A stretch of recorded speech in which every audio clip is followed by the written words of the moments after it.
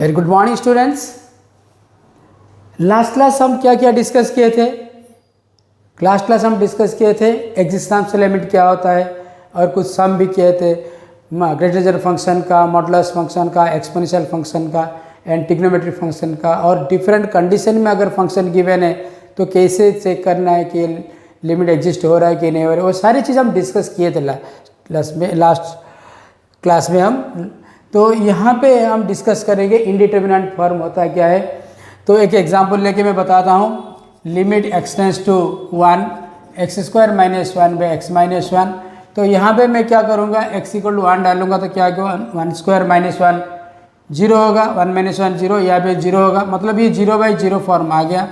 तो जब 0/0 फॉर्म आ जाएगा तो सोच लीजिए कि ये लिमिट एग्जिस्ट मतलब एंड नहीं हुआ। तो अभी देखिए मैं कैसे इवैल्यूएट करता हूँ इसको। लिमिट एक्स टेंड्स टू 1, मैं इसको थोड़ा फैक्टराइज करूँगा। एक्स स्क्वायर माइनस 1 का मतलब 1 स्क्वायर बाई एक्स माइनस 1। तो लिमिट एक्स टेंड्स टू 1, ये ए स्क्वायर माइनस बी स्क्वायर का फॉर्मूला डाल दूंगा, ए प्लस बी इंटू ए माइनस बी, मतलब x plus 1 into x minus 1 by x minus 1। तो यहाँ पे एक्स माइनस 1 कैंसिल हो जाएगा। एक्चुअली जो 1 डालने से ये 1 माइनस 1 जीरो, ये जीरो आ रहा था, ये जो खतरा था वो हमारा चला गया। मतलब ये x प्लस 1 अभी हम डाल सकते हैं, x equal to 1, that is 1 plus 1। देखिए लिमिट जब भी हम इवैल्यूएट करेंगे सिंपलेस्ट फॉर्म में डाल रहे हैं इसका वैल्यू, ताकि ये जो हमारा फॉर्म है ये एलिमिनेट हो जाएगा। यहाँ पे ये एलिमिनेट हो गया ना, ये फॉर्म को हम एक इंडिटरमिनेंट फॉर्म बोलेंगे। सिमिलरली और 6 इंडिटरमिनेंट फॉर्म है, टोटल 7 इंडिटरमिनेंट फॉर्म्स है हमारा।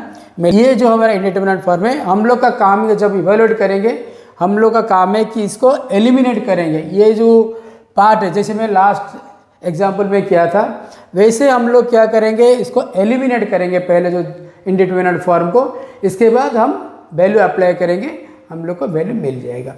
तो ऐसे हम कैसे इवैल्यूएट करेंगे वो तो बाद में डिस्कस करेंगे। ये इंडिटरमिनेंट फॉर्म हो गया। अभी हम डिस्कस करेंगे अलजेब्रा ऑफ लिमिट्स।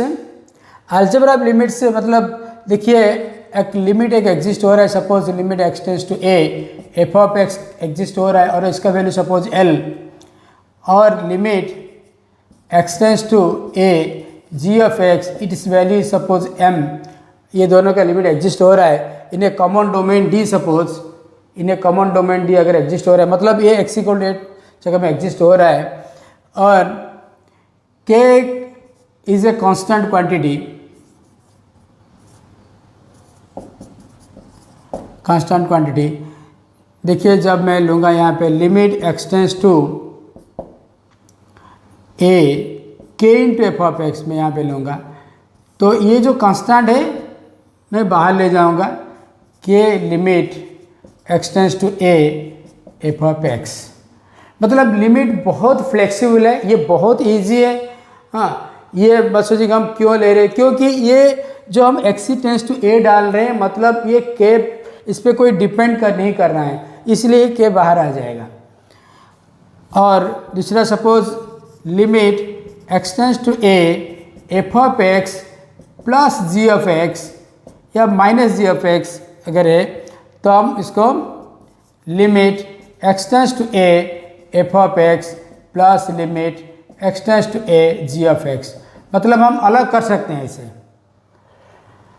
और इसके बाद अगर limit x tends to a f of x into g of x अगर प्रोडक्ट फॉर्म में है, इसको भी हम अलग से कर सकते हैं। Limit x tends to a f of x into limit x tends to a g of x, इसे हम अलग कर सकते हैं। सिमिलरली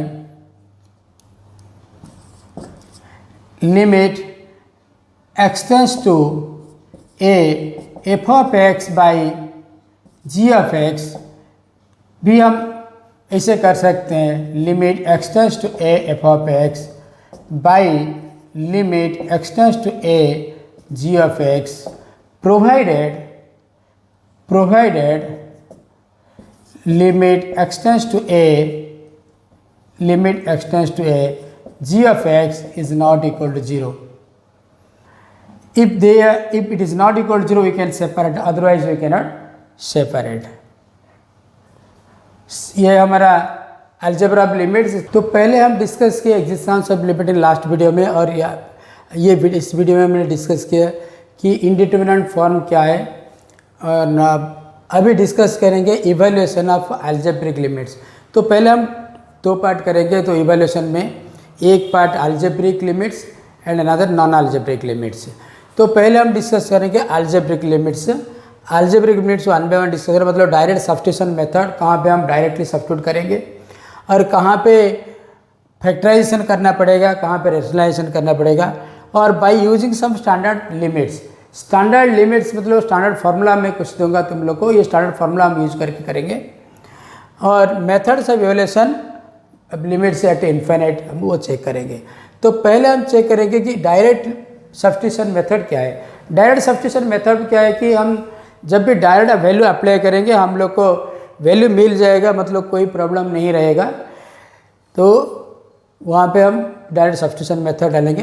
तो वन बाय वन हम डिस्कस करेंगे। अभी डिस्कस करेंगे डायरेक्ट सब्स्टिट्यूशन मेथड, वो क्या है। देखिए, जब भी मैं लिमिट एक्सटेंस टू सपोज में 1 x² + 1, तो यहाँ पे जब मैं 1 डालूंगा मुझे क्या मिलेगा, तो 1 + 1 2 मिलेगा, मतलब हम लोग को आंसर मिल रहा है यहाँ पे। तो हम यहाँ पे डायरेक्ट हम सब्स्टिट्यूट कर देंगे, जो वैल्यू है वो अप्लाई करेंगे। अभी एक क्वेश्चन डिस्कस करेंगे, ओके, फैक्टराइज करके सॉल्व करेंगे, फैक्टराइजेशन मेथड यूज करेंगे यहाँ पे। For example limit x tends to 1 x² - 3x + 2 x² + 5x - 6। तो लिमिट एक्सटेंस टू 1। देखिए यहाँ पे जब x1 डालेंगे तो क्या आ रहा है, चेक कीजिए। 1 + 2 3 - 3 0। तो यहाँ पे भी ये अप्लाई कीजिए। 1 + 5 6 - 6, ये भी 0 आ रहा है, मतलब ये 0/0 फॉर्म आ गया, 0/0 फॉर्म आ गया। तो अभी ये पोलिनोमियल बाय पोलिनोमियल मतलब ये एक रेशनल फंक्शन है। जब ये रेशनल फंक्शन हम लोग क्या करेंगे, फैक्टराइज करेंगे। और जब x = 1 डालने से 0/0 आ रहे हैं, मतलब x - 1 एक फैक्टर जरूर होगा। तो अभी मिडिल टर्म स्प्लिट करके करेंगे। x² - x - 2x + 2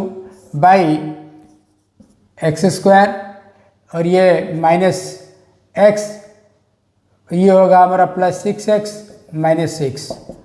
limit x tends to 1, x common लेंगे तो ये x - 1 -2 कॉमन ले से ये x - 1 x कॉमन ले से x - 1 + 6 × x - 1। x tends to 1, x - 1 × x - 2, x - 1 × x + 6।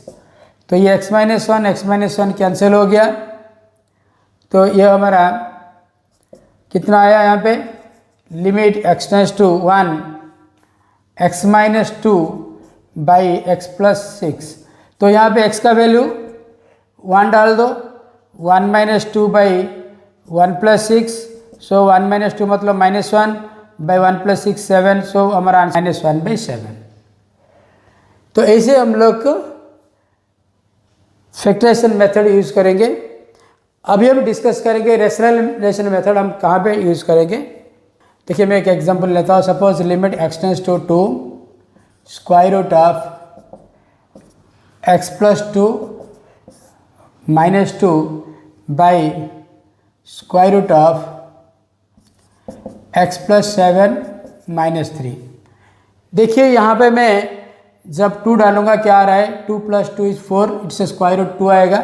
2 - 2 मतलब 0।